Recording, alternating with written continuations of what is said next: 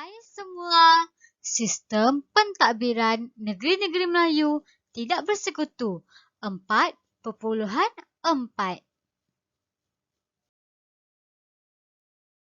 Seperti yang kita telah ketahui melalui Perjanjian Bangkok kan 1909 telah membuka ataupun memberi laluan kepada British untuk datang dan menguasai negeri-negeri Melayu tidak bersekutu ataupun negara kita tanpa gangguan daripada kuasa luar yang lain. Okey, di sini jom kita belajar mengenai latar belakang negeri-negeri Melayu tidak bersekutu.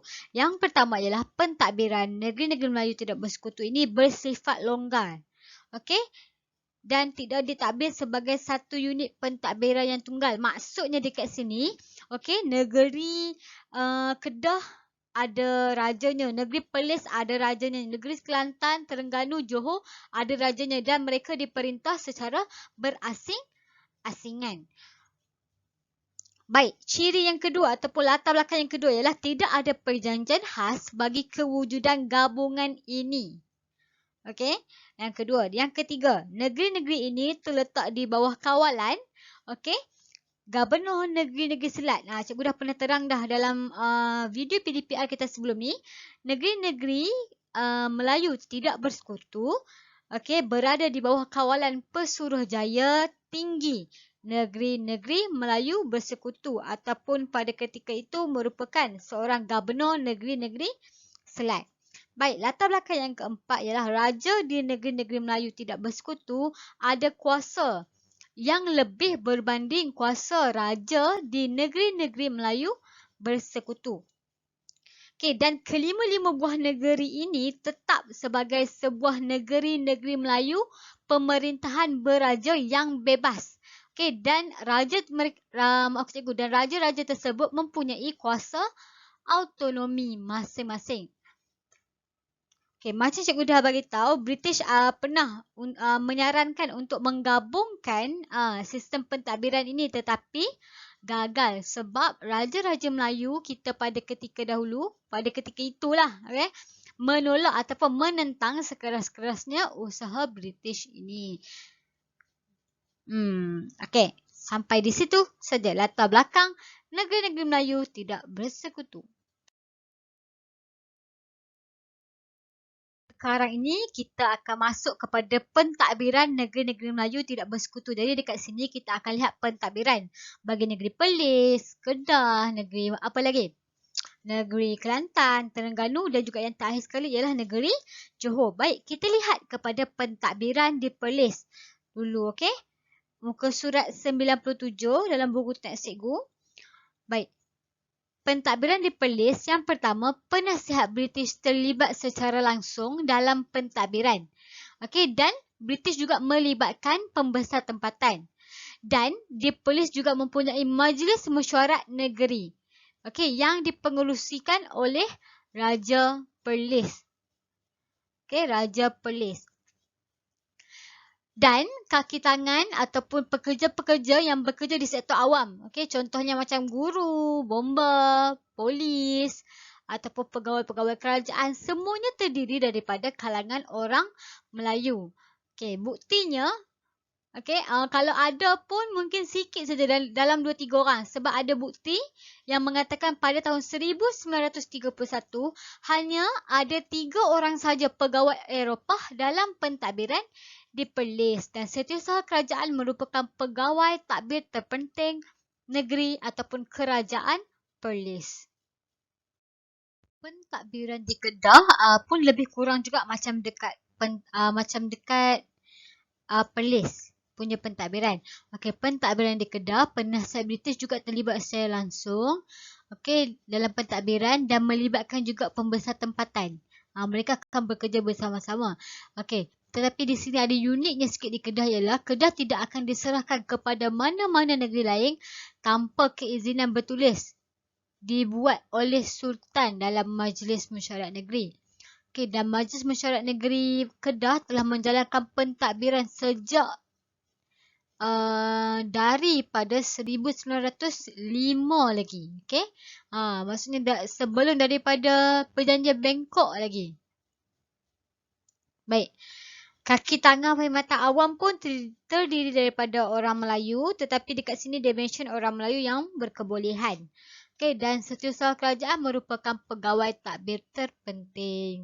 Okey, dekat dalam buku teks, okey, ada ditunjukkan gambar Wisma Darul Aman yang menjadi pusat pentadbiran kerajaan negeri Kedah pada ketika itu. Untuk di Kelantan, sama juga penasihat British terlibat secara langsung dalam pentadbiran juga bersama dengan pembesar tempatan, dan Majlis Mesyuarat Negeri dipengerusikan oleh Sultan. Okey, dan penasihat British ini juga merupakan salah seorang anggota daripada majlis. Okey.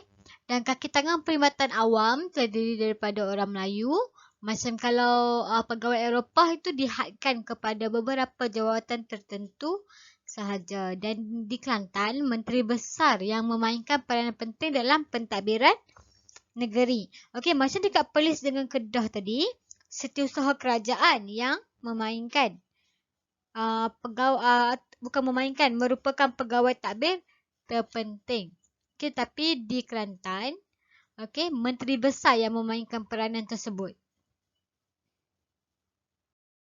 Pentadbiran di Terengganu. Okey, masa sama, penasihat British terlibat secara langsung, okey, dan melibatkan pembesar tempatan. Tetapi pentadbiran negeri ini lebih berlandaskan kepada undang-undang bagi diri kerajaan Terengganu yang telah diluluskan ataupun yang telah diaktakan pada tahun 1911. Okey, Jemaah Menteri dan Majlis Mesyuarat Negeri diwujudkan bagi melaksanakan pentadbiran kerajaan, dan sama juga kaki tangan perkhidmatan awam, orang Melayu, orang Eropah dihadkan. Pentadbiran di Johor terdapat sedikit perbezaan lah antara negeri-negeri Melayu tidak bersekutu yang lain. Okey, pentadbiran di Johor berlandaskan kepada Undang-Undang Tubuh Kerajaan Johor 1895 dan Sultan Johor. Okey, Sultan Johor kita gelar apa? Maharaja kan? Sebab apa? Sebab Johor telah mencapai satu zaman modernisasi. Jadi untuk Johor kita panggil Maharaja Johor. Okey, jadi Maharaja tidak dibenarkan untuk menyerahkan negerinya kepada kuasa asing, dan pentadbiran dijalankan oleh Menteri Besar, manakala setiausaha negeri terdiri daripada orang Melayu yang menjadi jurucakap kerajaan yang rasmi. Okey, Majlis Mesyuarat Menteri dan Majlis Mesyuarat Negeri ini membantu Sultan ataupun Maharaja Johor lah untuk menjalankan pentadbiran. Okey, untuk pekerjaan ataupun perkhidmatan dalam sektor kerajaan, okey, orang Eropah dan orang Melayu dilayan sama taraf. Okey, tetapi keutamaan masih diberikan kepada orang Melayu yang berkelayakan bagi memenuhi jawatan pentadbiran. Okay, kalau penat, tarik nafas dulu. Hembus. Tarik nafas lagi. Okay, hembus. Okay, pusing-pusing sikit badan. Mengeliat sikit. Okay, nak minum air, minum dulu. Okay, sementara kamu rehat-rehat tu, cikgu akan ceritakan sikit segmen tahukah anda. Baik, ada dua perkara yang memberi ataupun merupakan kesan langsung daripada perkembangan sejarah yang berlaku kepada negeri-negeri Melayu tidak bersekutu. Yang pertama kita boleh lihat daripada cuti umum. Okey, kamu pelik tak? Kenapa Kelantan dengan Terengganu cutinya hari Jumaat Sabtu? Kan? Cuti kita kalau orang Pulau Pinang ni, cuti kita Sabtu Ahad. Okey. Apabila tanah Melayu mencapai kemerdekaan ataupun bila kita dah merdeka, okey, ada satu ketetapan untuk mengekalkan hujung minggu pada hari Ahad. Tapi, okey, negeri-negeri Melayu tidak bersekutu ini mengekalkan Jumaat sebagai hari cuti mereka. Jadi pada tahun 1994, ikut kepada Kerajaan Perlis dan Johor, hari kelepasan am kemudian ditukarkan kepada hari Ahad, Perlis dan Johor. Okay, so jadi sekarang ni tinggal apa? Tinggal Kedah, Kelantan dengan Terengganu yang masih cuti hari Jumaat. Tapi bagaimanapun, okey, 2014 Johor dah kembali ambil hari Jumaat sebagai cuti umum. Okey, jadi dalam semua 5 negeri yang kita belajar ni, okey, hanya Perlis sajalah yang cuti macam kita setiap hari Ahad. Kalau sekolah-sekolah dekat Kelantan, Terengganu, Johor, dekat Johor, dah cuti hari Jumaat tu dah cuti, dah tak pergi sekolah. Okey, yang kedua. Cikgu nak ceritakan dekat kamu tentang Askar Timbalan Setia Negeri Johor. Okey, pasukan ni dikenali dengan nama Johor Military Force ataupun Askar Timbalan Setia Negeri lah. Okey, dan askar ni, pasukan ini ditubuhkan pada 1885 semasa pemerintahan Sultan Ibrahim Ibni Sultan Abu Bakar. Okey, kerana beliau ataupun baginda menerima saranan daripada pihak British untuk ada sebuah pasukan tentera sendiri. Untuk apa?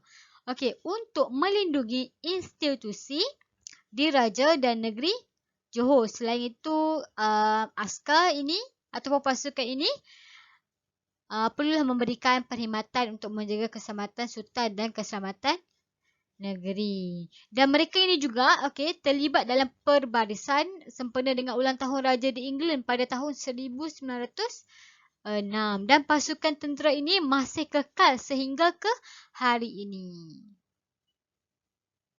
Awak semua pun dah rehat, jadi kita mula balik dengan cikgu terang tentang perkembangan pentadbiran.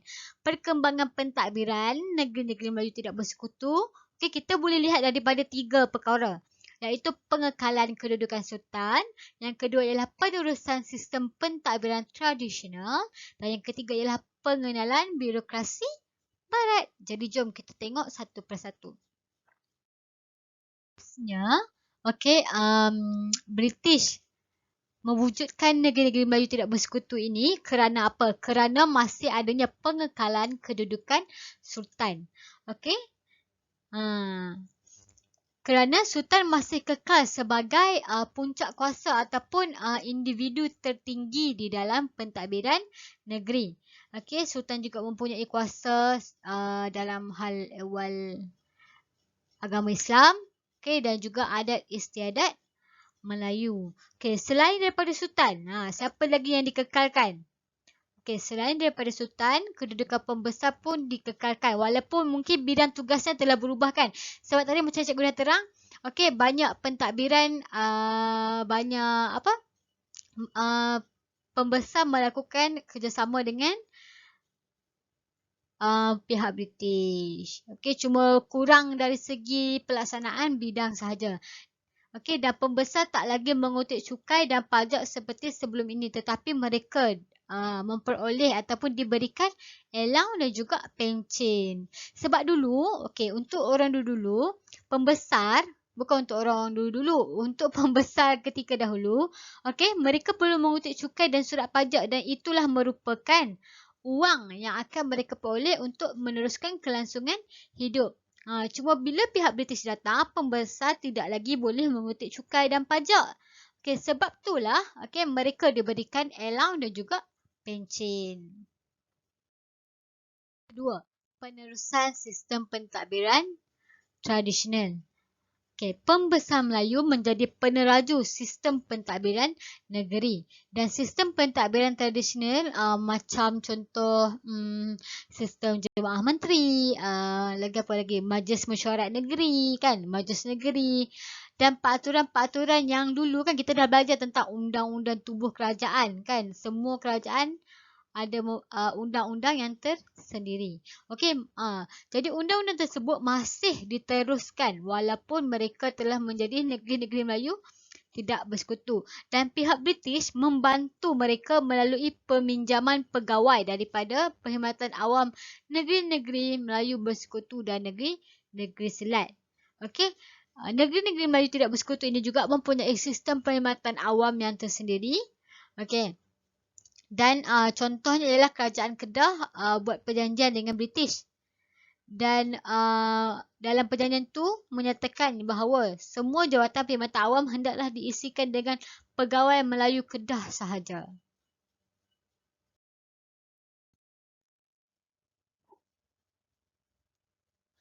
Okey, perkembangan pentadbiran negeri-negeri Melayu slide yang ketiga ialah pengenalan birokrasi Barat. Okey, penasihat British menentukan dasar pentadbiran negeri sehingga mengurangkan kuasa sultan dan pembesar. Dah mula dah pengenalan birokrasi Barat. Birokrasi tu tahu tak apa? Maksudnya wujudnya jabatan-jabatan yang dibawa daripada Barat. Okey, jadi di sini jabatan-jabatan baharu turut diperkenalkan di setiap negeri. Kemudian pasukan polis diwujudkan dan urusan pentadbiran negeri mula mengamalkan cara Barat. Mahkamah sivil diperkenalkan dan pegawai-pegawai British turut dibawa masuk sebagai pegawai pentadbiran kerajaan. Dalam birokrasi Barat ini mempunyai kesan pro dan kontranya yang tersendiri. Kalau dari segi pro-nya, membawa kepada kemajuan sesebuah negeri. Tetapi dari segi kontranya ialah Sultan dan pembesar kehilangan kuasa. Kemudian urusan-urusan kerajaan ataupun urusan tanah, pajak gadai ke jadi sukar, dan mengambil masa yang lama untuk rakyat menyelesaikannya. Baik, sampai di sini sajalah pembelajaran kita pada hari ini. Jadi cikgu nak buat sedikit kesimpulan. Apa yang kita telah belajar hari ini ialah mengenai latar belakang negeri-negeri Melayu tidak bersekutu. Kemudian kita belajar mengenai perkembangan kan, macam-macam yang kita belajar hari ini. Jadi, apa nilai murni yang kita boleh ambil ataupun iktibar yang kita boleh ambil hasil daripada pembelajaran kita hari ini? Yang pertama ialah bersikap jujur. Dan yang kedua, kita perlu faham dan ingat. Pemimpin perlu mempunyai kewibawaan tersendiri. Kerana kewibawaan pemimpin sangat penting dalam mentadbir sesebuah negara. Baik, itu saja daripada cikgu. Sampai jumpa di video PDPR yang seterusnya. Jumpa lagi.